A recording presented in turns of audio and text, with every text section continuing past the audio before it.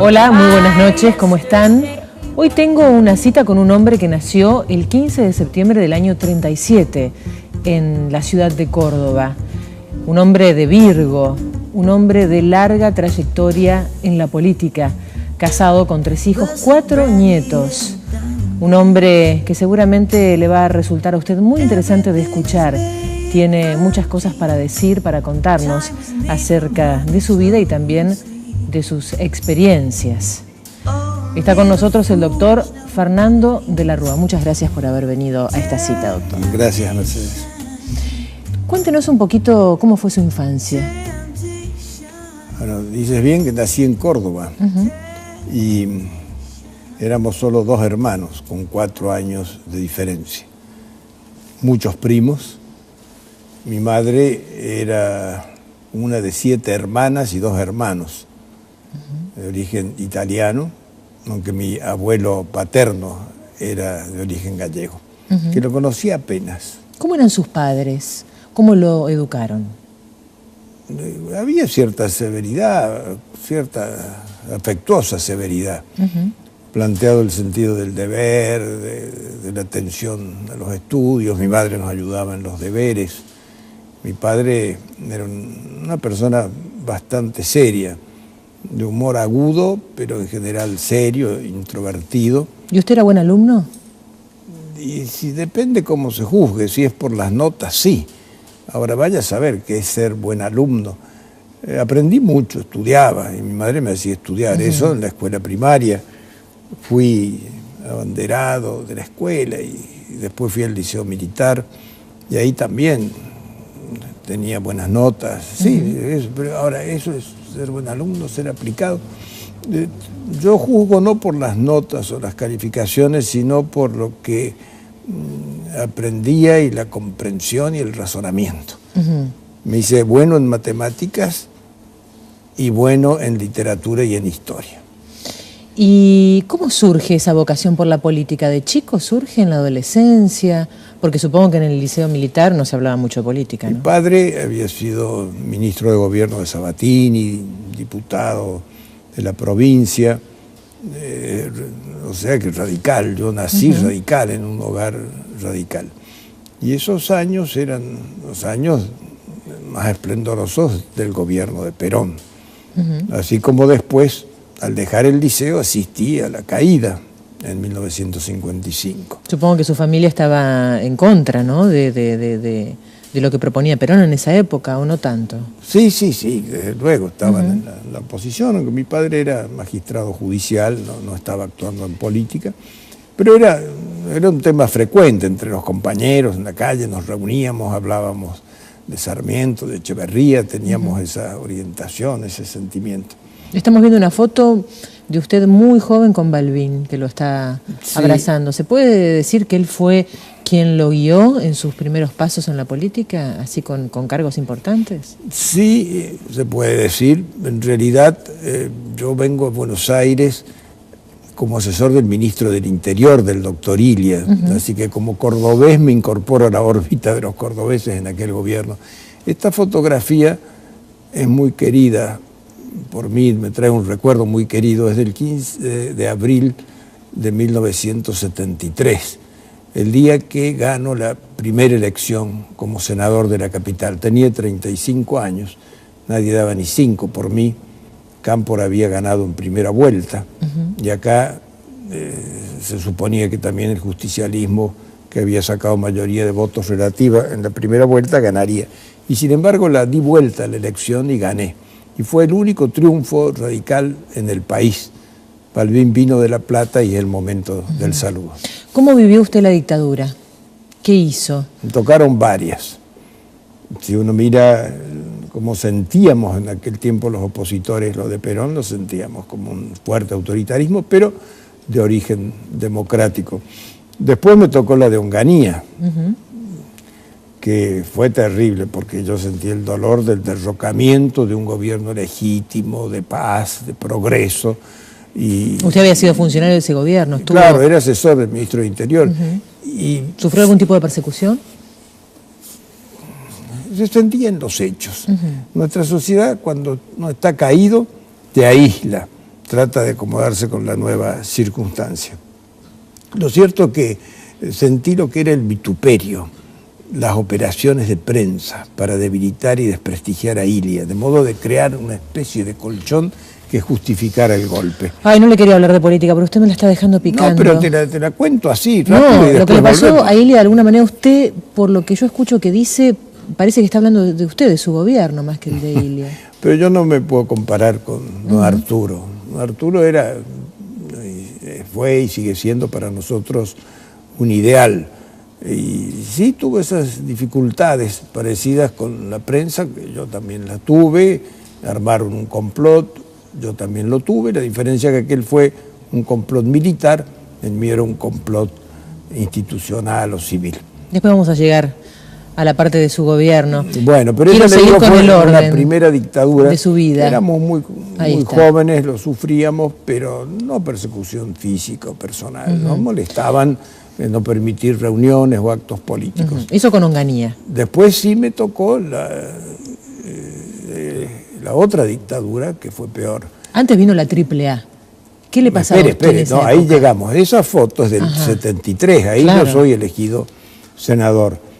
Y es en ese periodo, 73-76, donde aparecen estos fenómenos. Ahí estaba muy activa, muy dura, muy fuerte la guerrilla, incluso contra Perón, que Perón se sintió desestabilizado, la actuación del ERP, la actuación de Montoneros. La izquierda y la derecha del peronismo, ¿no? Aquel suceso, bueno, el ERP estaba casi fuera del peronismo, pero aquel suceso de la plaza cuando Perón los echa, cuando se vacía un cuarto de la plaza, y después, muerto Perón, aparece la AAA. Desde luego la guerrilla seguía actuando, y bueno, las cosas siguen hasta el famoso decreto de aniquilamiento de la subversión, los episodios de Tucumán, que, hay que decirlo, aquello empieza bajo un gobierno constitucional. ¿Y usted como político, qué actitud tenía para con su vida, para con su familia? ¿Tenía miedo? ¿Pensaba en irse del país como tanta gente lo hizo? No, de ninguna manera, pero sí que había amenazas, sí. Llegar a tu despacho y encontrar un papel con las 3A no era fácil. Oír un programa de televisión y que te hable uno diciendo que te hablaba de parte del ERP, que no jodiera.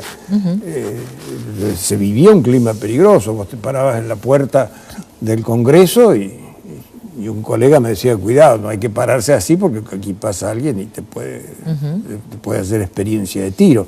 De modo que ese clima se vivía y además la muerte andaba en las calles de Buenos Aires, que anduvo más después del 24 de marzo del 76 en que se produce el golpe militar. De ahí cae Isabel, que se pasa sus años presa y empezó aquello con quitar los nombres de las sedes partidarias. Después vino la larga noche. Se prohibió también la política y todas las cosas que luego sucedieron. Decía que después vino la larga noche de la dictadura que duró tantos años. Sí. Y supongo que usted ahí tuvo que recluirse en su trabajo de abogado y estar un poco más alejado de los temas políticos, ¿o no? No, bueno, sí, la mayor parte del tiempo sí, se dedica al estudio de abogado, que trabajé bastante, pero con reuniones frecuentes y nos veíamos permanentemente. ¿Qué lo hacían en la clandestinidad? Con el doctor Balbín. En eso no había restricciones de encuentros, o sea, había restricciones sí para los actos públicos, para hacer actos públicos, pero después eso se fue rompiendo y se fue enfrentando. Yo recuerdo una gira que hicimos con el doctor Ilia por la provincia de Córdoba, con aquel pretexto de actos de homenaje en los cementerios de toda una zona, así que íbamos parando a hacerle homenaje a correligionarios fallecidos y eso motivó encuentros importantes, era un modo de mantener la militancia, pero ese no era el problema, porque esto no había molestias graves, el problema estaba ocurriendo abajo, en lo que no se publicaba, lo que no se decía, esa lucha sorda con muertos que aparecían, que después culmina con la visita de la Comisión de Derechos Humanos de la OEA y empieza a poner a luz que había excesos represivos. Mientras tanto, ¿qué pasaba en su vida? ¿Usted yo había sufrido mucho esto. ¿Se había casado? Sí, yo ya me había casado en el año 71. ¿Cómo se conoció con Inés? Después de la caída del gobierno de Ilia por un amigo común, un radical, que no porque la política tenga que ver, sino que nos presentó con otros amigos comunes. ¿Ella no militaba en política? No, para nada, no, para nada, y no eran justamente radicales sus padres o su familia, pero ahora le cuento, sí, Mercedes, que esos días del gobierno militar empezaban a darse problemas muy serios. Una disciplina total de la prensa, sin ninguna noticia ni publicación, y a vivirse un clima muy difícil. Para mí eran días difíciles porque mi padre ya estaba enfermo y mi hermano tuvo que marchar al exilio. Fue muy triste porque mi padre estaba muy unido, muy ligado a las dos hijas de mi hermano, es decir, a sus nietas, y fue para él un sufrimiento muy grande, de modo que esa situación nos golpeó mucho. Después recuerdo un día, era terrible, habíamos ido a Córdoba de verano, unas vacaciones, y porque tuve un encuentro con el presidente del partido, el ex senador radical ahí, vino después el ejército y golpearon las puertas con las culatas, apuntaron a los chiquitos que estaban, no sé, ese desborde, pensando que estábamos, vaya a saber qué, violando la ley de partidos políticos. Quiero volver a su relación con Inés. ¿Ella desde un principio estuvo de acuerdo con su actividad política o alguna vez...? Inés siempre ha estado de acuerdo con las causas nobles, los objetivos sanos que yo emprendiera. Tanto en mi trabajo profesional como en mi responsabilidad política.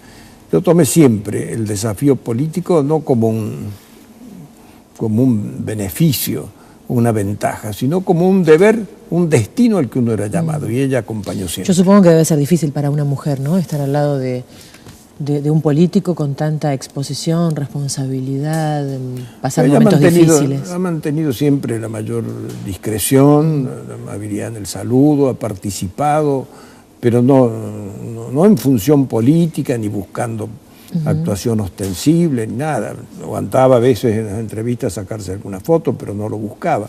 Igual en la presidencia, ella cumplió acciones sociales yendo a los lugares más pobres y olvidados del país, como en el Chaco, en el Impenetrable o en Formosa, visitando las comunidades indígenas, ayudando a proveerles agua, distribuyendo cosas, o recibiendo jubilados o chicos que visitaban Olivos.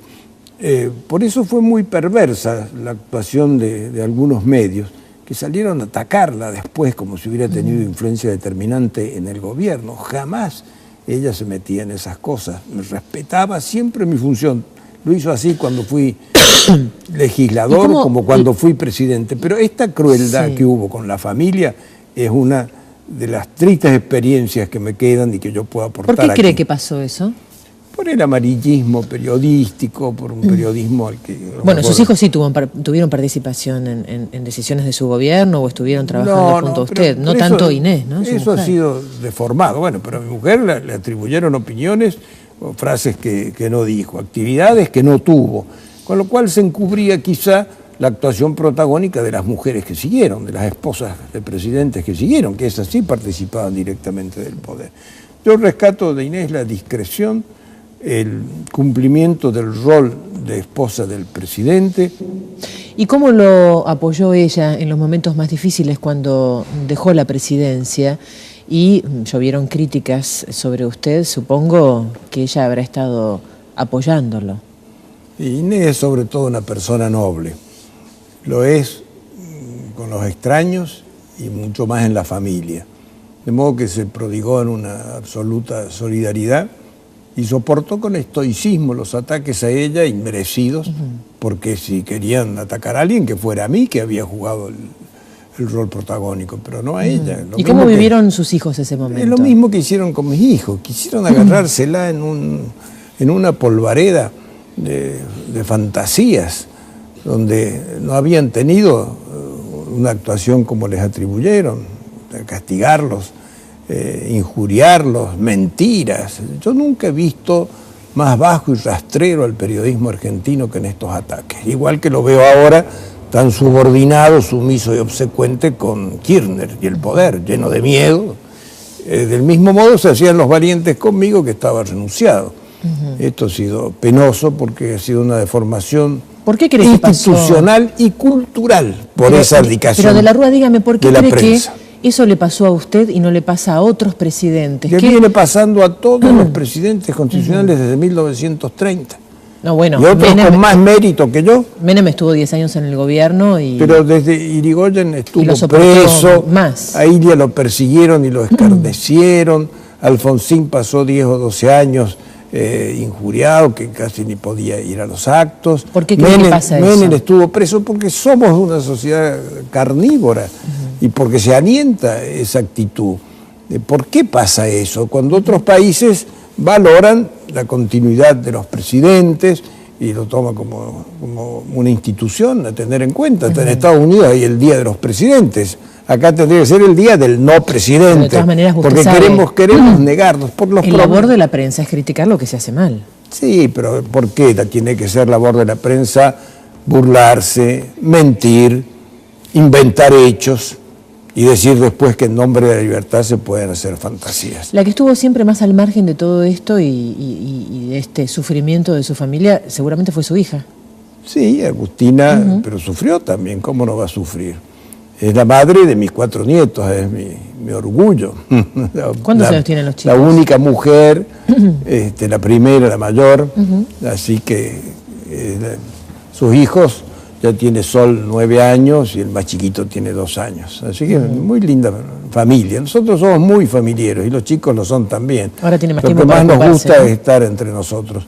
Siempre me hacía tiempo, aún en las circunstancias más difíciles. Lo que sí los chicos un tiempo me reprocharon, sobre todo en la tarea legislativa, alejarme mucho, los viajes al interior, las sesiones hasta tarde. Entonces ahí Inés tenía que bancar sola el llanto de los chicos, la época dura de la crianza, sobre todo esa hora. Pero hemos sido en eso muy unidos. Yo valoro mucho la dignidad de mujer, la nobleza de Inés. ¿Por qué quisieron desvirtuar? La verdad que hay gente que le reprocha a ella medidas de gobierno mías y donde yo como presidente tuve que endosar medidas propuestas por economía en ciertos casos, pero me hago cargo y me hago responsable. ¿Cuál cree que fue su peor error? ¿O sus peores errores? ¿Qué cosas no volvería a hacer si fuera presidente? No volvería a designar ministros, algunos tipos que tenían un aura notable, pero que de lealtad sabían poco. Eso afecta a un gobierno. Me ocuparía más prioritariamente de fortalecer la alianza de gobierno.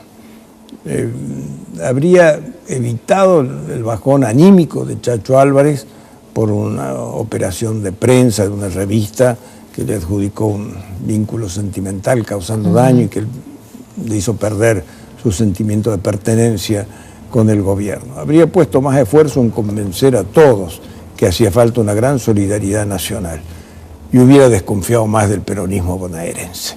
Esos son una mafia. ¿Ellos son los responsables de su la conducción de Dual, de Rucá, usted sabe cómo operan ahí y no se acostumbran a estar lejos del gobierno, por eso complotan, por eso intrigan y eso es lo que explica también otras cosas que pasaron. No es casualidad que la historia del Senado arranque con un senador bonaerense como Cafiero. ¿Qué sintió y qué pensó en el momento en el que dejaba su despacho y se iba hacia el helicóptero que lo sacó de la Casa Rosada? Que había hecho todo lo posible, que había puesto todas las fuerzas posibles. ¿No sintió angustia? La preocupación mía era para que cesara la violencia, se asegurara la continuidad institucional del país, y si a mí me ataban las manos y me impedían dar la solución para la crisis financiera internacional, pues que lo hicieran ellos, porque ya estaban anunciando que no me iban a aprobar ninguna medida. Así que, planteada así la crisis política, volvían inviable el gobierno. Esa es una falta de responsabilidad institucional. De modo que estaba muy entero. No era angustia, sabía que había hecho todo lo posible, que había luchado a brazo partido contra el fondo, muertos. Contra el Fondo Monetario. Al enterarse de eso? En ese momento no. Había muertos durante la semana en la provincia de Buenos Aires y en la provincia de Santa Fe con intervención de las policías provinciales. Esto de la ciudad de Buenos Aires se vino a saber después que había muertos, pero sí que se generó una violencia que ya se veía que había sido intencionalmente traída por los complotados, porque trajeron gente dispuesta a agredir y que crearon un choque con la policía cuya gravedad empezó a verse después, pero que jamás fue ordenada, ni dispuesta, ni querida por el gobierno. Fueron sucesos que desbordaron las previsiones del gobierno y de la jueza Servini de Cubría, que estaba interviniendo directamente en el terreno. De modo que esa es otra cosa que se ha querido reprocharnos, porque saben que para mí como demócrata no hay nada más doloroso que la violencia y más la muerte o la falta de ética, como con lo de la causa del Senado. Entonces han sido como dos nubes que han querido colgar y que yo he salido a desmentir y defender. Y la historia escribirá la verdad. Eso le quería preguntar. ¿Qué piensa usted que van a decir los libros de historia dentro de 10, 20, 30 años acerca de usted, de su gobierno, de su caída? Bueno, pueden decir, cuando lo adviertan, que era la época más difícil de las últimas décadas, que recibió un país en una crisis muy profunda, con un cuadro internacional completamente negativo, que fui el instrumento para comprobar que es muy difícil gobernar contra el peronismo sin comprometerse con esas estructuras de corrupción que existen en la superficie, y cuando uno viene a luchar contra eso te dejan solo, porque es como que uno fuera un invasor de estructuras preexistentes. Entonces llevan a sacarte rápidamente. Eso es la actuación que existió. Luego, si analizan los hechos, verán que puede haber errores, pero más que errores son falta de resultado de medidas que se pensaba que darían otro efecto, que en aquella situación difícil era realmente complejo, porque ocurrió de todo. Lilita Carrió denuncia lavado de dinero a principios del 2001. Ese año los servicios de la deuda eran altísimos. El megacanje tuvo problemas de cumplimiento, por lo que luego renuncia Machinea, pero lo restablecemos, fue decisivo el rol de Cavallo. Yo intervengo personalmente para habilitar nuevas líneas de crédito del Fondo Monetario con todos los grandes líderes de los países desarrollados, lo conseguimos, vienen los pagos el 10 de septiembre, pero el 11 se produce la tragedia de las Torres Gemelas. Eso produce una retracción en el mundo, cambia toda la escena, todas las circunstancias, y el justicialismo que empieza ya a conspirar. Ahí vi una foto que pasaba que estaba con Aznar. Él me contaba los otros días: Fernando, quiero contarte que vino Duhalde, antes, por supuesto, de tu renuncia, en el 2001, y me dijo: para diciembre yo asumo el poder, ¿tú podrás ayudarme? Y yo le digo: pero ¿cómo te voy a ayudar, hombre, si hay otro presidente ahora? Quiere decir que estaban ya planeándolo. Duhalde le dijo a Alfonsín: este gobierno es de la alianza, tiene que terminar la alianza, pero con otro presidente.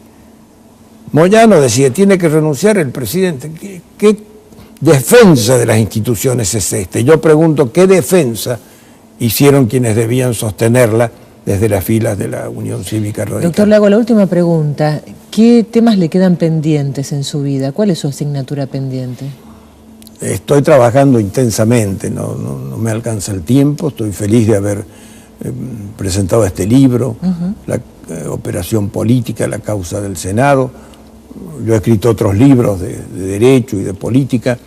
Seguiré ahora relatando la experiencia de mi gobierno y de mi tiempo como una contribución. Eso como político. De modo que tengo un montón de proyectos, pero nada que pueda significar participar de nuevo en política, de competencia, o que aspire a un cargo público. Política, pienso que nunca más. Pero no por un renunciamiento forzado, sino en el sentido de que creo que haber dado ya todo.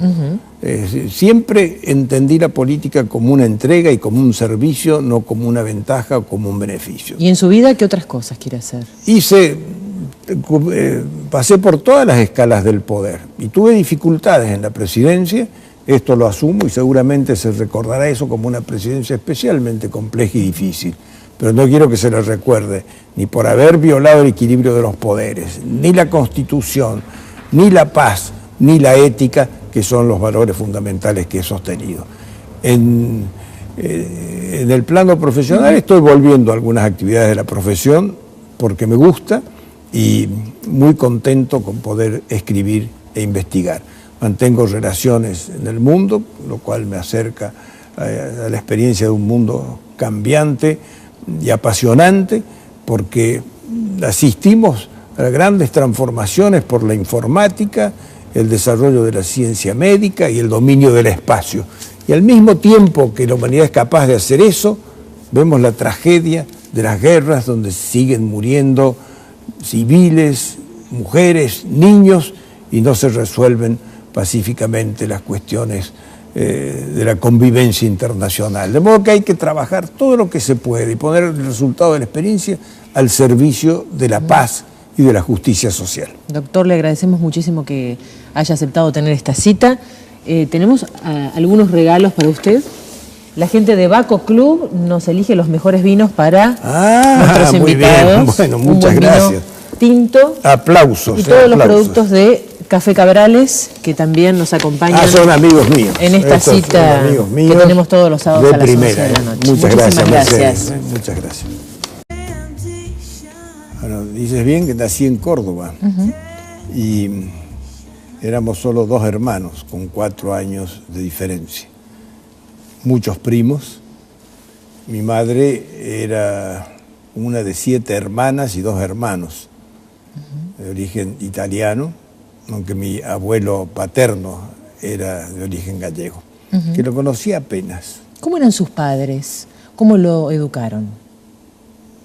Había cierta severidad, cierta afectuosa severidad, planteado el sentido del deber, de la atención a los estudios. Mi madre no. Pues, al dejar el liceo, asistí a la caída en 1955. Supongo que su familia estaba en contra, ¿no?, de lo que proponía Perón en esa época, ¿o no tanto? Sí, desde luego estaban en la oposición, aunque mi padre era magistrado judicial, no estaba actuando en política, pero era un tema frecuente entre los compañeros en la calle, nos reuníamos, hablábamos de Sarmiento, de Echeverría, teníamos esa orientación, ese sentimiento.